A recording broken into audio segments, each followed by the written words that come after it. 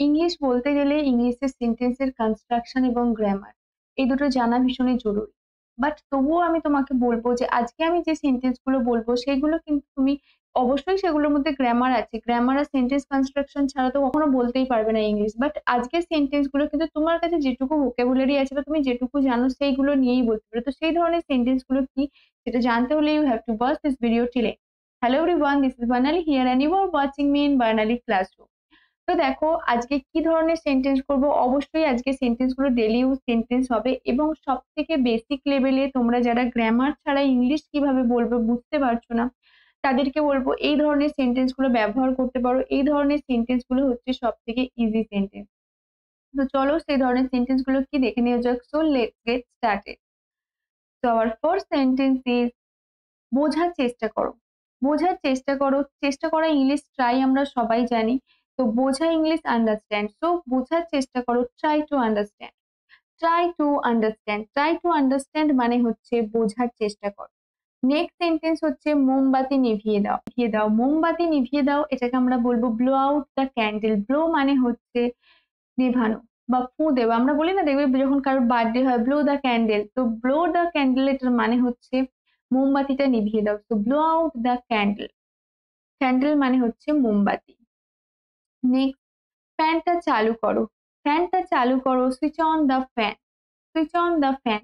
ঠিক ঠিক এর অপোজিট যদি আমরা বলি ফ্যানটা বন্ধ করো, শুধুমাত্র অনেক জায়গায় অফ হয়ে যাবে, সুইচ অফ দ্য ফ্যান। তো switch on the fan, switch off the fan. কিন্তু এখানে সুইচ অনের জায়গায় আরো একটা ফ্রেজাল ভার্ব আমরা ইউজ করতে পারি, সেটা হচ্ছে turn on the fan. Turn on এবং টার্ন অফ কথাটা ব্যবহার করতে পারি switch on and switch off এর পরিবর্তে। তো switch on the fan, turn on the fan.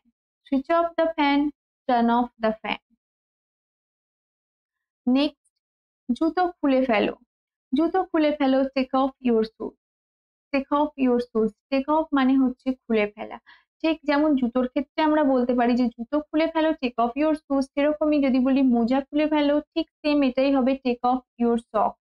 যদি বলি তোমার জামা কাপড় খুলে ফেলো, টেক অফ ইউর ক্লোথস। তো কোনো কিছু খুলে ফেলা এটার ইংলিশ হবে টেক অফ। টেক অফ মানে হচ্ছে খুলে ফেলা। সো জুতো খুলে ফেলো, take off your shoes. Next, সূচে সুতো পরাও। সূচে সুতো পরাও, thread the needle. Thread the needle. Thread মানে হচ্ছে সুতো আর নিডল মানে হচ্ছে সূচ। তো সূচে সুতো পরাও, থ্রেড দ্য নিডল। বাতি জ্বালাও, switch on the light. Switch on the light মানে বাতি জ্বালাও মানে হচ্ছে আমরা বলি না যে আলোটা জ্বেলে দাও, বাতি এটা হচ্ছে সেক্ষেত্রে লাইট। তো সুইচ অন দ্য লাইট মানে বাতি জ্বালাও বা লাইটটা জ্বেলে দাও, আলোটা জ্বেলে দাও। So switch on the light. Next, luggage খুলে ফেলো, আনপ্যাক দ্য লাগেজ।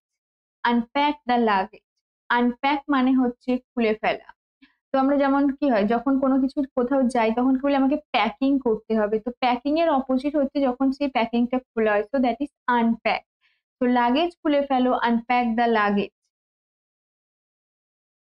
কি হচ্ছে, what's happening. What's happening. What's happening মানে হচ্ছে কি হচ্ছে, বা এটাও আমরা বলতে পারি what's going on. What's going on মানে কি চলছে, কি হচ্ছে বা কি চলছে মোটামুটি একই কথা। So what's happening or what's going on.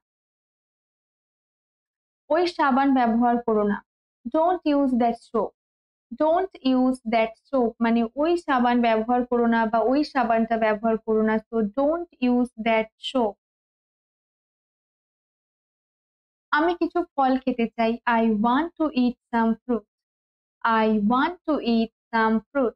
Want to eat মানে হচ্ছে খেতে চাই, অ্যান্ড সাম ফ্রুট মানে কিছু ফল, আমি কিছু ফল খেতে চাই, I want to eat some fruit. এবার যদি বলো আমি জল খেতে চাই, I want to drink water, সেক্ষেত্রে জলের ক্ষেত্রে তো আমরা ইট বলবো না, কারণ জল হচ্ছে পানীয়। So I want to drink water. এবার যদি বলো আমি খাবার খেতে চাই তাহলে হয়ে যাবে আই ওয়ান্ট ফুড। নেক্সট, দয়া করে আমাকে একটু জল দাও, please give me some water. Please give me some water. Please give me some water মানে হচ্ছে আমাকে একটু জল দাও। তো চলো নেক্সট সেন্টেন্স কি রয়েছে দেখি। নেক্সট সেন্টেন্স হচ্ছে আমার আজ স্কুল বন্ধ। তো my school is close today. Today মানে আজ, এবং আমরা সবাই বলি, দেখবে এটা ভীষণই কমন একটা সেন্টেন্স। আজ আমাদের স্কুল বন্ধ, আজ আমাদের স্কুল ছুটি। So my school is close today. তো my school is close today মানে আমাদের স্কুল আজ ছুটি।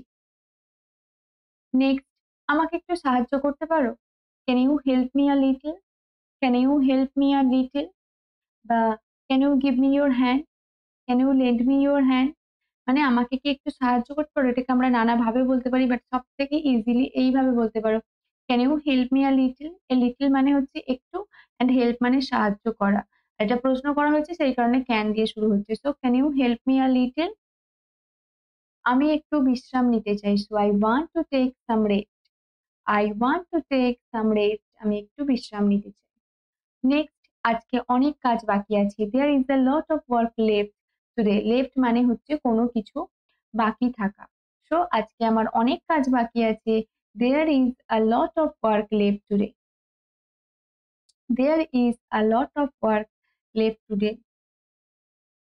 তো there is a lot of work left today. আজকে অনেক কাজ বাকি আছে। তো দেখো, একদমই আমি ইজিলি বেশি সেন্টেন্স বলিনি যাতে তোমাদের মনে রাখতে সুবিধা হয়। সো আমাকে একটু সাহায্য করো, প্লিজ হেল্প মি, এটাও তুমি বলতে পারো। Can you help me a little? আমাকে একটু সাহায্য করুন। সো তোমাদের আজকের ভিডিওটা কেমন লাগলো? Just let me know in my comment section. If you like this video, then press the like button to get more videos. Follow me and do subscribe my channel.